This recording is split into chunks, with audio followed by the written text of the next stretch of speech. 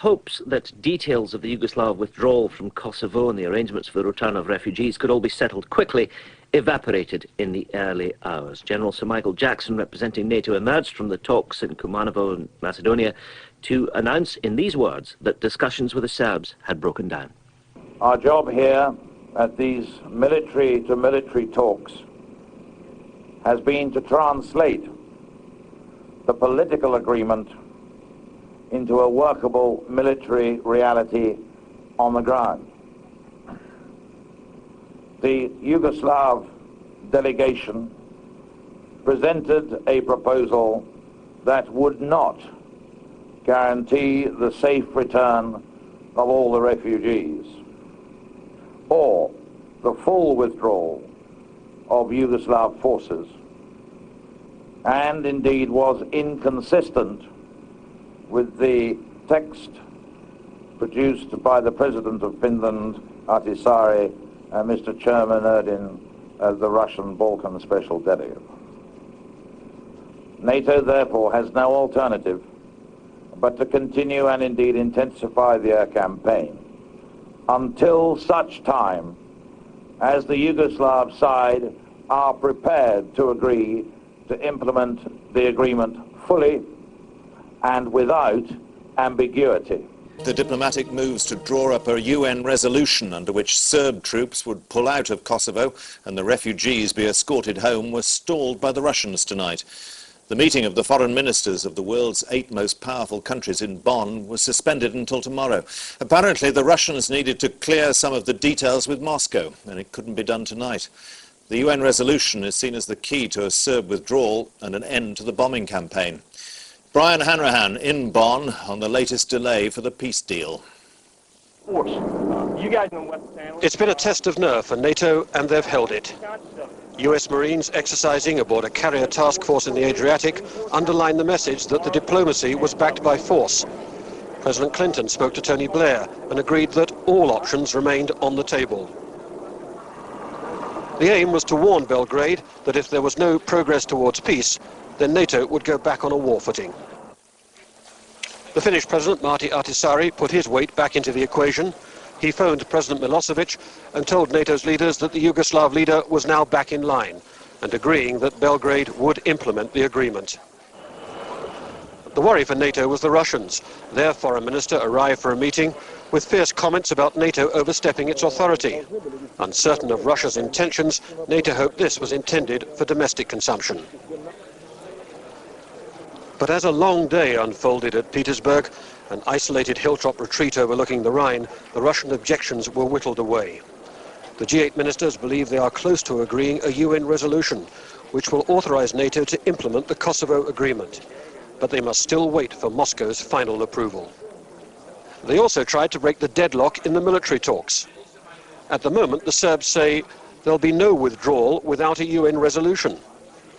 NATO says it will continue bombing until the Serbs withdraw. And Russia refuses to accept a UN resolution until the bombing stops. Britain and France suggest that agreeing the text of a UN resolution without voting on it will force the Serbs to move.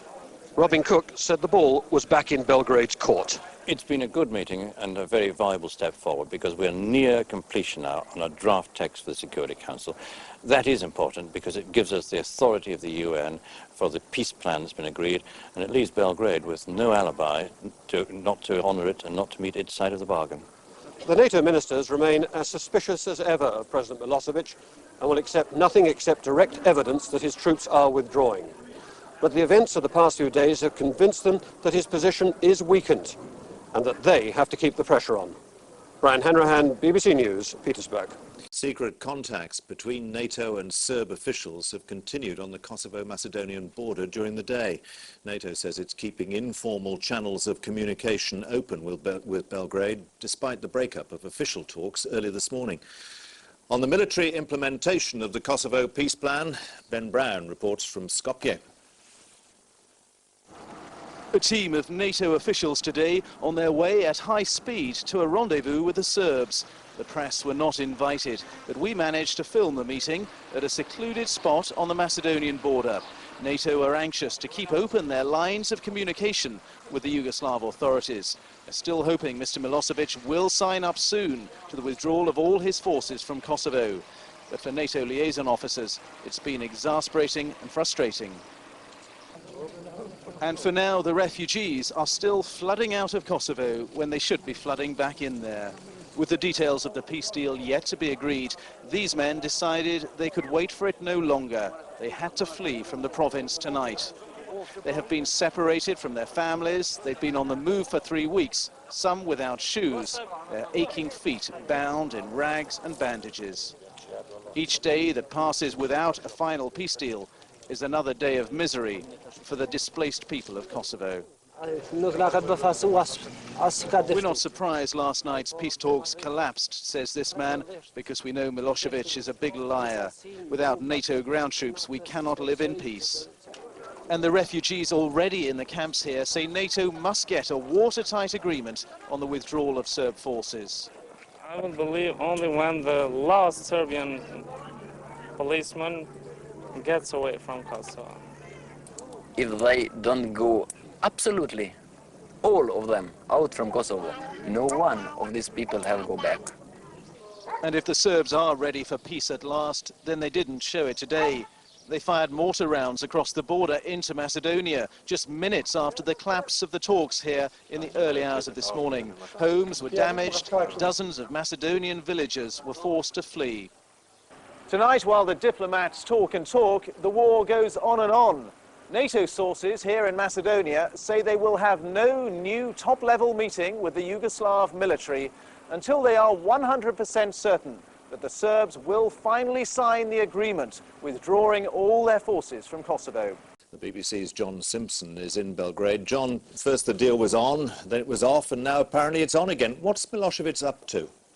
Well, I assume that if it is he who's responsible for the overnight breakdown and not his generals acting on their own, and that is a question, I think, then I suppose his aim is to try to win back a bit of self-respect and to try to get the initiative. This way he's trying single-handedly to wrest control of the whole Kosovo solution, as it were, from NATO across to the UN. And his newspapers and television stations here are already saying that this is a huge diplomatic triumph for him. And I suppose maybe he's hoping that no one will notice how much he's caved in. But the idea that the generals might be acting on their own was rather underlined as a possibility tonight when effectively the man who's his Minister for Information said that the talks would resume quickly this evening, and of course they haven't. So maybe he's not in as much control of the military as he would like to be. But if he was playing a major part, is preserving his own position a major issue in all this, do you think? I think it's been the only thing that's ever counted with him, really, the only important thing. He has to keep control of the army. He has to persuade public opinion that he's coming out of the crisis well, or, frankly, he's a goner. Already there are government ministers here, government officials, rather, who are forecasting privately that he'll be out of power by October. Frankly, I'm beginning to doubt that a little, but, you know, he can't last forever, and a trial at The Hague could then, I suppose, be a possibility. And briefly, John, what are ordinary Serbs making of this? Not very much, to be honest. I think it's beyond a lot of people, really, to understand what the hell is going on. All they know is that the bombing has stopped. All they know is that now NATO is threatening to start it up again. I guess that they'll blame him for it if it happens, but many of them will blame NATO, and we'll be back where we were. John, thank you. Well, our defence correspondent Mark Leahy joins me now from NATO headquarters in Brussels. Mark, will NATO be bombing tonight? Yes, they will. The airstrikes have been intensifying throughout the day. I think a big night was planned if the talks had collapsed, if there had been no progress. I think what will happen now is that some of the bigger strikes will probably be called off. I don't think that we'll be hearing tomorrow of major strikes, major hits into urban areas or throughout the whole of Serbia. So I think that they will be downgraded because they seem to be making progress, and they're upping and downing these airstrikes in line with how they're doing diplomatic dramatically. So today they were being upped. Now it looks like there's progress. I wouldn't be surprised if they're downgraded once more. With all this going on, are all the NATO countries still equally determined, or are some of them starting to waver?